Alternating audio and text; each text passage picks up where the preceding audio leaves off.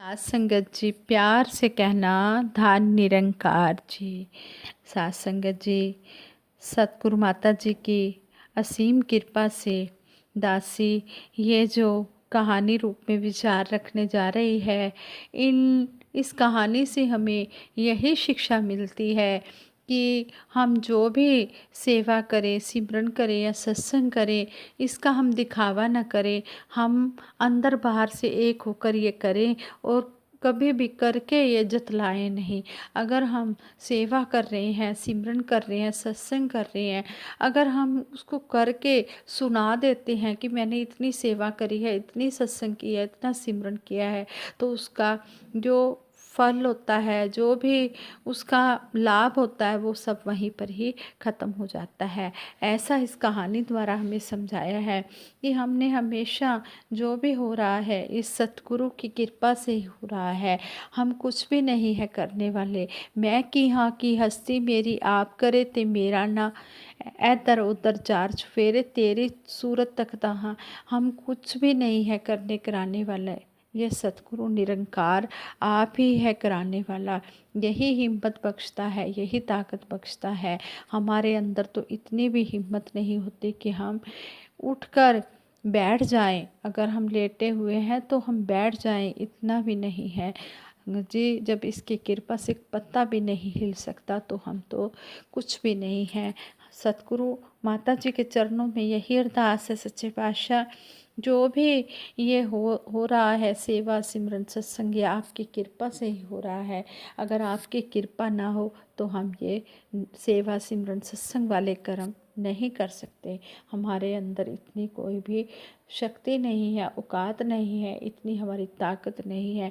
आप जी हमें ताकत देने वाले हो और आप जी ही करवाने वाले हो। कहानी इस प्रकार है। एक गांव में एक बहुत गरीब सेठ रहता था, जो कि किसी ज़माने बहुत बड़ा धनवान था।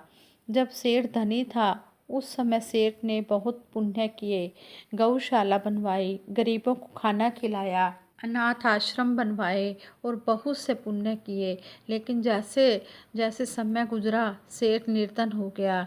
एक समय ऐसा आया कि राजा ने ऐलान कर दिया कि यदि किसी व्यक्ति ने कोई पुण्य किए हैं तो वह अपने पुण्य बताए और अपने पुण्य का जो भी उचित फल है वो ले जाए। यह बात जब सेठानी ने सुनी तो सेठानी सेठ को कहती है कि हमने तो बहुत पुण्य किए हैं, तुम राजा के पास जाओ और अपने पुण्य बताकर उनका जो भी फल मिले ले आओ। सेठ इस बात के लिए सहमत हो गया और दूसरे दिन राजा के महल जाने के लिए तैयार हो गया। जब सेठ महल में जाने लगा तो सेठानी ने सेठ के लिए 4 रोटियां बनाकर दी। सेठानी ने कहा कि रास्ते में जब भूख लगेगी तो ये रोटियां खा लेना। सेठ राजा के महल की तरफ चल पड़ा। गर्मी का समय था, दोपहर हो गई। सेठ ने सोचा कि सामने पानी का कुआं भी है, वृक्ष की छाया भी है, क्यों ना बैठकर थोड़ा आराम भी कर लूं और ये रोटियां भी खा लूं। सेठ उस पेड़ के नीचे बैठ गया और हाथ मुंह धोकर जैसे ही रोटी खाने लगा तभी वहाँ पर एक कुतिया अपने 4-5 छोटे बच्चों के साथ पहुँच गई और शेर के सामने बड़े प्यार से अपनी पूँछ हिलाने लगी, क्योंकि कुतिया को शेर के पास से रोटी की खुशबू आ रही थी। कुतिया को देखकर शेर को दया आ गई। सेठ ने 2 रोटी निकालकर कुतिया को डाल दी। अब कुतिया भूखी थी और बिना समय लगाए कुतिया दोनों ही रोटी खा गई और फिर सेठ की तरफ देखने लगी। सेठ ने सोचा कि कुतिया के 4-5 बच्चे भी हैं, तो 2 रोटी से तो इनकी भूख नहीं मिट सकती। फिर सेठ ने बची हुई दोनों रोटियां भी कुतिया को डाल दी और पानी पीकर वो राजा के राजमहल की तरफ चल दिया। सेठ जब राजा के महल में हाजिर हो गया और अपने किए गए पुण्य के कामों की गिनती करने लगा और सेठ ने अपने द्वारा किए सभी पुण्य कर्म विस्तार पूर्वक राजा को बता दिए और अपने द्वारा किए गए पुण्य का फल देने की बात कही। तब राजा ने कहा कि आपके इन पुण्य का कोई भी फल नहीं है, यदि आपने कोई और पुण्य किया हो तो वह बताएं, शायद उसका कोई फल मैं आपको दे पाऊँ। सेठ कुछ नहीं बोला और यह कहकर वापस चल दिया। यदि मेरे इतने पुण्य का कोई फल नहीं है तो और पुण्य की गिनती करना तो बेकार है। अब मुझे यहाँ से चलना चाहिए। जब सेठ राजमहल से वापस जाने लगा तो राजा ने सेठ को आवाज़ लगाई कि सेठ जी, आपने एक पुण्य कल भी किया था, वह तो आपने बताया ही नहीं।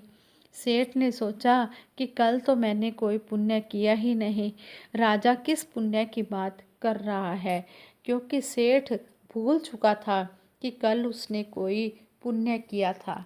सेठ ने कहा, राजा जी, कल मैंने कोई पुण्य नहीं किया।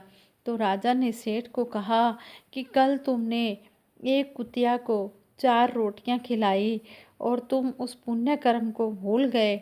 कल किए गए तेरे पुण्य के बदले तुम जो भी मांगना चाहते हो मांग लो, वह तुझे मिल जाएगा। सेठ ने पूछा कि राजा जी, ऐसा क्यों? मेरे किए पिछले सभी कर्म का कोई मूल्य नहीं है और एक कुतिया को डाली गई 4 रोटियों का मोल क्यों?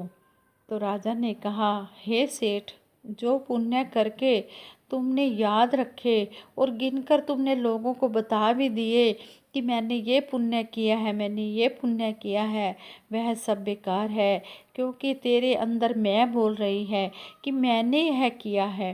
तेरा सब कर्म व्यर्थ है।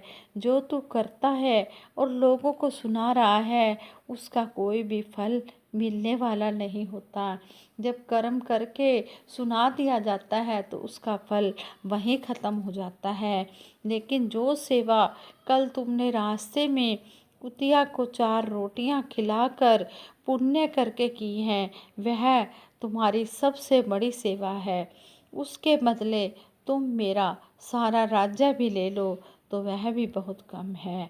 हाँ संगत जी, इस कहानी से हमें यही शिक्षा मिलती है कि दान व पुण्य वही है जो एक हाथ से करें, दूसरे हाथ को पता भी ना हो कि हमने ये सेवा की है, हमने ये कर्म किया है, हमने ये सत्कर्म किया है।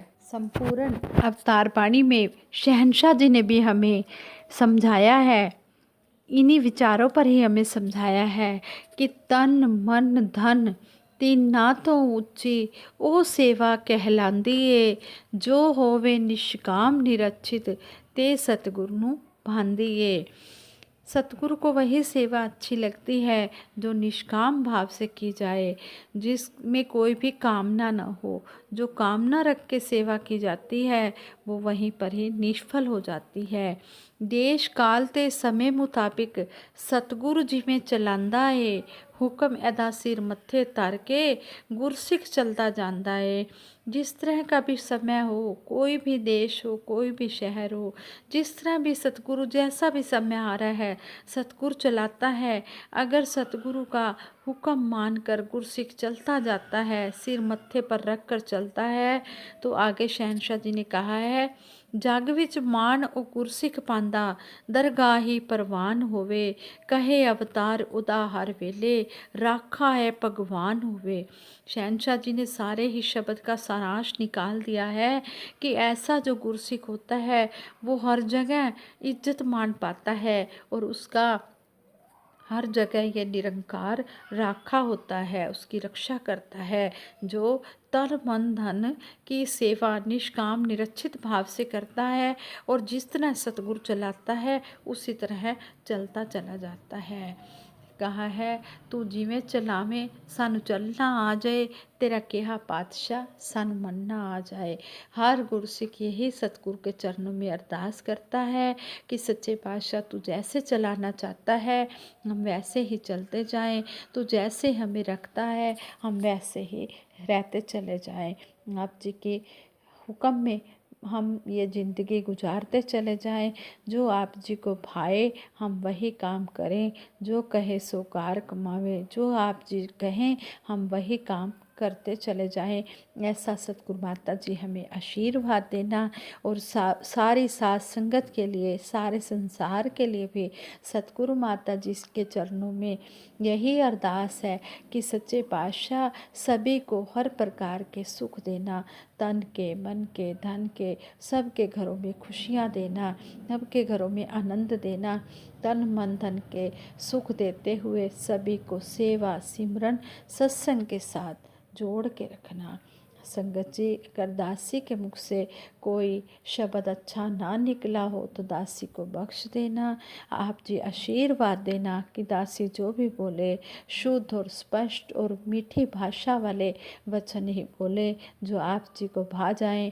अगर आप साथ संगत माँ खुश है तो समझो कि मेरा सतगुरु भी खुश है। संगत जी प्यार से कहना, धन निरंकार जी। हाँ संगत जी, दासी सिमरन कराएगी, सभी ने मिलकर साथ देना है। तू ही निरंकार मैं तेरी शरण हाँ, मैनू बख्श लो। तू ही निरंकार मैं तेरी शरण हाँ, मैनू बख्श लो। तू ही निरंकार मैं तेरी शरण हाँ, मैनू बख्श लो। सतगुरु माता सुदीक्षा सविंदर हरदेव जी महाराज की जय। साथ संगत जी प्यार से कहना, धन निरंकार।